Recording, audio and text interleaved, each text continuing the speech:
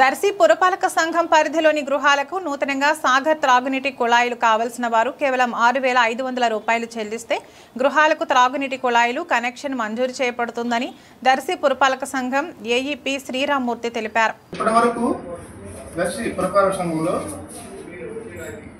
నగర పంచాయతీ వాళ్ళు water supply చేయట్లేదు. ప్రస్తుతం ఆర్డబ్ల్యూఎస్ వాళ్ళు చేయడం వలన కొన్ని ఇబ్బందులు జరుగుతూ ఉన్నాయి. అదేను కాక ప్రతి ఒక్కరూ ఇంటింటికి కొళాయిలు ఇవ్వాలంటే ప్రస్తుతం ఈ విధంగా ఫాలో అవ్వాలి.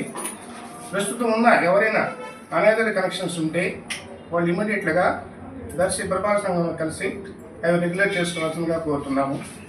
ఈ విధంగా 15 రోజులు చేసుకోవాలి. అలా కాకుండా ఇంకా ఎవరైనా అలా ఉంటే దానిపైన ఫైన్ వేస్తారు.